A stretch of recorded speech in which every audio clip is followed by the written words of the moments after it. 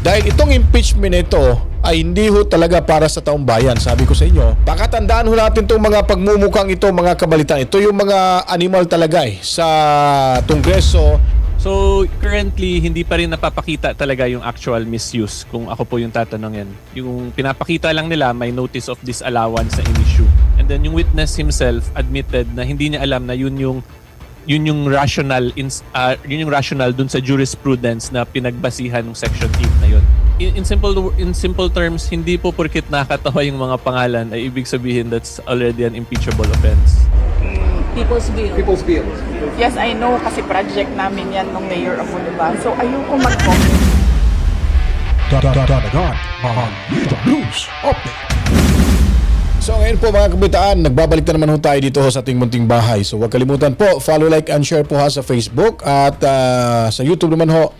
Dito sa inyong pinapanood po, subscribe na ho kayo at pindutin ang notification bell mga kabalitaan. Alright, so tuloy-tuloy ho tayo rito at muli pa rin ating balikan yung impeachment to ng kalimutan ko, hindi ko na nasunod, yung day 12 yata to mga kabalitaan. Ano? Dahil, correct me if I'm wrong dahil nga po itong witness ng prosecution ay una, hindi ho siya makapagsagot ng diretsahan. Pangalawa po, talagang nililihis niya po yung totoong pangyayari ho sa kanyang investigasyon dahil may tinanong ho rito si Atty. Paua na napakahalaga ho na hindi niya po masagot-sagot hanggang sumaklolo na ho itong si PO or Presiding Officer Chis Escudero mga kabalitaan at doon na ho natin nalalaman na talagang pinapaikot lang po nitong witness yung kanyang nag-cross-examine mga kabalitaan. So hindi ho siya dito nakawala ho kay Presiding Officer Chis Escudero mga kabalitaan. At itong unahin natin ipapakita ho sa inyo, tandaan nyo po itong mga pagmumukha na ito mga kabalitaan ha. Yan, nakikita nyo po ba yan? Yun. Ang sabi kasi dito ni Kapunan mga kabalitaan, kung manalo pa si VP Sara bilang presidente ho, ang taong bayan di umano ang may kasalanan. Yun po yung kanyang sinasabi. Talagang naninisi pa ho pag si Sara ay mananalo dahil alam naman ho talaga nila na sa impeachment na ito ay hindi ho talaga mga kabalitaan sila makakalusot. Hindi ho sila talaga mananalo. Unang-una pa lang, yung fishing expedition nila ay klarong-klaro at kinatigan ho ito ng karamihang mamamayang Pilipino na itong impeachment na ito ay para lamang ho sa mga buhaya na makabinipisyo nito dahil sila po pag nanalo si Sara Duterte, lahat ang mga buhayang yan ay may kalalagyan mga kabalitaan. So ngayon naman po mga kabalitaan, tingnan niyo po sinisisi niya po yung taong bayan or dapat daw sisihin yung taong bayan. Ano? Saan pa siya kumuha at humugot ng lakas na loob? 32 million po mga kabalitaan ang bumoto kay Sara Duterte. Mas lalong tataas at madadagdagan pa ho yan sa darating na 2028 presidential election. Dahil itong impeachment nito ay hindi ho talaga para sa taong bayan. Sabi ko sa inyo, para lamang ho ito sa mga buhaya at huwag ho tayong maniwala sa impaktang ito mga kabalitaan dahil nung naging abogada ho siya ni Napoles, anyari ngayon ni Napoles. Hanggang ngayon hindi pa ho nakalabas sa kulungan. So, papaniwalaan pa ba ho natin itong abogadang ito na yung kanyang laging kinakampihan ay yun po yung mga masasamang kliyente ho mga kabalitaan. Kaya huwag na tayo umasa na ito ay makakalusot pa kay Attorney Christine Ferrer mga kabalitaan. Okay, so dito naman ho tayo sa kabila. Pakatandaan ho natin itong mga pagmumukhang ito mga kabalitaan. Ito yung mga animal talaga sa Kongreso mga kabalitaan. Kung makikita nyo po sa inyong screen at medyo nasa babaho yung tatlo, ito po una si Martin Romualdez ay talagang kilalang kilala ho itong bilang mastermind ho ng nakawan sa ating gobyerno mga kabalitaan. At ito rin itong si Saldico, syempre siya yung ginamit para makalusot ho sa pagnanakaw ho itong si Tambuaya. At ito namang si Suarez na napakalaki yung mukha at bunjing na bunjing mga kabalitaan. Isa rin ho ito. Base ho sa mga nakalap ng impormasyon at kumakalat na ho ito sa social media na ito ay kontraktor din pala mga kabalitaan di umano. At ito namang hong si Aurelio Gonzales Jr. na hindi na ngayon na kongresista ay kilala ring kontraktor ho ito. Otong traktor mga kabalitaan. Ito rin si Manix Dalipe na tinalo ho diyan sa Zamboanga ni sino ba yung dating congressman na lumuhod do sa DP o sa saan ba yun? Ano bang agency ho yun? Basta lumuhod para makakuha lamang ho ng ayuda mula sa DSWD. Tinalo ho siya dito. At ito namang si Edwin Guardiola na aktibo pa rin tong traktor na ngayon ay talagang nagpapakapalan lang ho ng kanilang muka mga kabalitaan. Katandaan nyo po ito yung mga hustler dyan sa Kongreso. Ngayon naman po, itong kabangagan ni Bobo M, makikita nyo po yung People's Village ng Davao City, matagal na po yan na proyekto ng mga Duterte. Pero narinig nyo po ba sa kanyang zona na inangkin niya po kasi proyekto niya di umano ito. Ito po yung sagot ni Sara Duterte, mga kabalitaan, panoorin ho natin. People's Bill. People's Bill. Yes, I know kasi project namin yan nung Mayor of Bulacan. So ayoko mag-comment sa kanyang pagbisita. Siguro ang mas maganda ay ipa-comment natin yung mga tao na binisita niya dahil wala naman ako doon nung bumisita siya. So mas maganda tanungin natin yung mga tao na nandun kung ano yung komento nila, ano yung opinion nila sa pagbisita na ni BBM doon. Ayun. So kung mapapanood niyo po ito at napapanood ito ni Bobo M, ano na kayang isipin ni Bobo M, no? Talagang yung kanyang mga kawalang hiyaan ho, ay bistadong-bistado ho mga kabaitan. Alam niyo po kasi kapag yung taong mahilig mangangkin ho, ay dala lang ho yan ng kabangagan mga kabalitaan. Yan po ang pakatandaan ho natin mga kabalitaan. Kasi kung matino ho yung pag-iisip mo, alam mo naman ang tagal ng proyekto niya sa Davao City tapos aangkinin mo. Tapos isasama mo pa sa SONA, anyari sa'yo? Ano bang dapat itawag sa'yo? Malamang kasi nga, mahilig nga sa pagnanakaw, kaya pati proyekto, ninanakaw na rin ho mga kabalitaan. Inaangkin. Anyway, dito muna tayo kay Atty. Powa kung saan po binalibag na naman ho dito itong si Wamil dahil po hindi makasagot ng diretsahan at sumaklolo na ho itong si P.O. Escudero dahil nga po ay talagang gusto niya pong paikutin ho or ililihis yung tamang sagot sa usapin ng paggasta ho mga kabaitaan ng Confi Fund ni VP Sara Duterte. Basically po, ang findings nyo ay preliminary lamang. Wala pong any conclusive finding pa as to any misappropriation. Yun lang po ang tanong ko. Ang sabi kasi sa circular, upon failure to liquidate, No, meron I ng am presumption. Your Honor, Ask and answer, Your Honor. No, You the already witness said. Asking if it's... The witness is not responsive. Kindly respond. I think the question is quite simple, Yun lang naman Mr. po. Wamil. Preliminary pa lang. So wala pang any conclusive finding as to any misappropriation. Yun na lang po. Para lang po masagot nyo na ng diretso. Hindi naman po kasi kailangang i-state doon sa findings. Again, Your Honor, non-responsive. Let the presiding officer be the one to do it or try to do it. Kapag ka nag-issue po kayo ng AOM, Audit Observation Memorandum, failure to liquidate na po ba yun? O may mga observation pa lang kayo? Kailan masasabing may failure to liquidate na? Pag may notice of disallowance na, notice of suspension, o AOM pa lang? Nakalagay po kasi sa Joint Circular, Your Honor, under 8.3, failure to liquidate by the accountable officer upon due demand shall be a prima facie evidence. Opo, again, Mr. Wamila, yung pag-issue nyo po ba ng AOM, pasok na sa failure to liquidate upon due demand o hindi pa po? Hindi pa po sa AOM, Your Honor. Kasi wala pong due demand sa AOM. Yes po. At masasabi mo rin bang wala pang failure to liquidate? O meron na? Pag sa AOM po wala, pero pag sa NS po, since meron ng first issuance which is considered as demand, so meron na po sa NS. So As per AOM siya. wala pa, pag NS meron ng demand at Opo. meron ng failure to liquidate. Opo, since sa AOM po, nire-require na silang i-justify and i-submit yung mga documents na hindi nila na-submit. Pero sa AOM wala pa nga ganun. Yes po, Your Honor. Okay. Counsel, your witness. Thank you. And lastly, gusto ko lang to ma-clarify. Of course, the witness was a state auditor of the ICFAO. So, recommendatory lang po ang function ninyo. Hindi po kayo nagde-decide pagdating sa, lalong-lalo na pagdating sa notice of disallowance. Tama po ba? Yes po. It's the function of the commission proper. Thank you. Thank you, Mr. Wamil, Attorney Wamil. I thank you for your patience. That is all for this witness, Your Honor. Ayun, so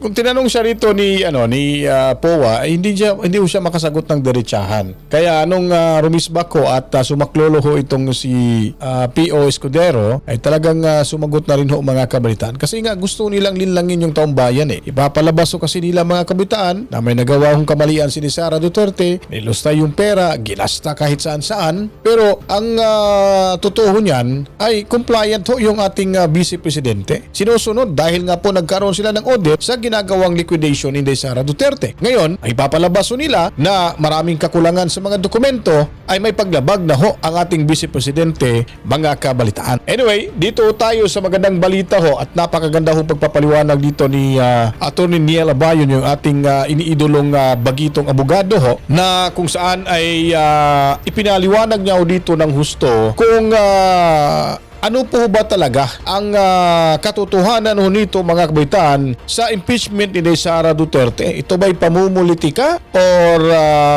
may nagawa talagang hindi maganda sa paggasta ho si Sara Duterte? So currently, hindi pa rin napapakita talaga yung actual misuse kung ako po yung tatanungin. Yung pinapakita lang nila may notice of disallowance na in-issue. So yung dilemma lang kasi sa ganong legal theory, if you're going to ask me, my professional observation sa ganyan, yung notice of disallowance kasi that's for auditing purposes lang. Walang criminal liability dyan, tas wala ring any proof or evidence showing actual misuse. Yung allegation nila is misuse of confidential fund. Tapos yung next dyan, they are banking on the presumption na nakalagay dun sa Section 8 of the Joint Circular na pag may demand for liquidation tapos nag-fail, may presumption na nagka-personal use na yung respondent. Yung dilemma lang ng prosecution dun, kung mapanood nyo yung part admar na kinlarify ni Presiding Officer Escudero mismo, na yung presumption doon applies pag may final na case. Wala namang any criminal case na final against VP Sara at present involving that. So, if we follow the jurisprudence that was cited in the joint circular, walang presumption talaga na nag-a-apply ngayon. And actually, yan yung in-explain ko nga sa video na yung understanding ko din sa presumption na yun sa Section 8, pwede yun gamitin yung notice of disallowance as evidence para kung may mag-file talaga ng criminal case, mag-a-apply yung presumption. Tapos evidentiary purposes yung notice of disallowance. Yun yung understanding ko dun sa presumption na yun ng Section 8. So yung point ko lang, kinlarify yun ni Presiding Officer Escudero, tapos nireiterate niya dun sa witness paulit-ulit yung question, and then yung witness himself admitted na hindi niya alam na yun yung rational dun sa jurisprudence na pinagbasihan ng Section 8 na yun, na it's for criminal filing purposes. Pag may mag-file, may presumption. Opo. Yung nababanggit nyo na pag-file, baka hindi pa sila nakapag. So, dadagdagan lang ho natin yung papapaliwanag ni Atty. Niel kasi yung pag nabigyan ho ng disallowance nababaan ng disallowance yung departamento ng ating gobyerno, kung ano man, kagaya na ho ng Office of the Vice President, hindi po yan ibig sabihin na tumutukoy ho na may nagawa na hong hindi maganda or nagkaroon ho ng violation itong Office of the Vice President. Ito ay patunay lamang ho. Nagko-comply yung ating Office of the Vice President at nung ipinadala yung mga dokumento, may nakita hong medyo may kakulangan, kaya ho binabaan ho sila ng notice of disallowance. So ibig sabihin, pinapakumpleto lamang ho itong mga dokumentong ito para marisolba ho yung kakulangan sa mga hinihinging dokumento ng Commission on Audit, mga kabalitaan. File din kasi paunang ano pa lang naman itong kanilang ginawa. Yung sa audit, mga pauna, mga initial reports na hindi pa talaga final, hindi pa executory, Yes. attorney. Kaya hindi sila umabot siguro doon sa paghahain ng kaso, or pwede ka na bang maghain, pwede na ba silang magrekomenda ng reklamo pag mga ano pa lang, yung AOMs tsaka yung notice of suspension ba yun na paunang mga puna nila, attorney? Ganito na lang, Admar, para mag-gets nyo talaga. Yung presumption nga na yun sa Section 8 will apply only kung may criminal case. So since walang any criminal case naman, wala ring presumption talaga na nag-a-apply at present. Yun yung point of view and assessment ko dun sa joint circular in relation sa jurisprudence na pinagbasihan. Pero I think yung gusto mo lang talaga rin i-point out is kung ano ba talaga yung status nitong current COA case against VP Sara. So, even though may notice of disallowance na in-issue yung COA NBank, appealable pa po yun sa Supreme Court. And yung nami-mix and match kasi minsan, when you say executory, ibig sabihin ba nun final? Those are two different things. When you say executory, may provision ng judgment, dun sa judgment na pwede execute. Pero it does not mean na final na yung actual case, meaning finally resolved na talaga yung main issue kasi pwede pa i-appeal sa Supreme Court. So a case can be executory but it can still be subjected to appeal. Therefore, hindi pa yon final even though executory na. Tapos yung executory aspect din naman po dun sa mga COA decisions, that's only for civil liability, yung restitution. And there are also Supreme Court decided cases na pag i-appeal yan sa Supreme Court, tas mapakitang may good faith yung respondents although hindi nasunod yung auditing standard, wala ring actual restitution na mangyayari pag may good faith defense yung respondent. Opo.